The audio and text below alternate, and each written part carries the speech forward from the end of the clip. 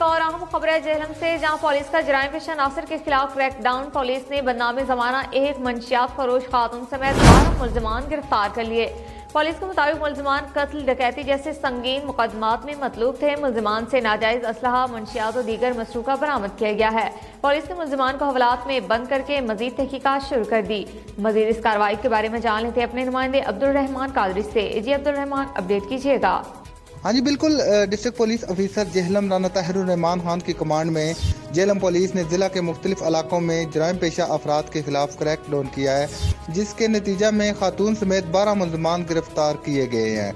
Police के मुताबिक मुलजमान के कब्जा से 10 लाख मालियत के जेवरात, नकदी, नाजायज असला, मंशियात बरामद की है। 2 रोज कबल मामूली तलख कलामी की वजह से ट्रैक्टर ट्राली के नीचे कुचल कर कत्ल करने वाला मुलजम भी गिरफ्तार किया है। थाना दीना के इलाका में शहरी से डकैती करके जख्मी करने वाला इश्तारी मुलजम भी पुलिस ने गिरफ्तार किया है। मुख्तलिफ इलाकों में मंशियात फरोश गिरफ्तार किए हैं।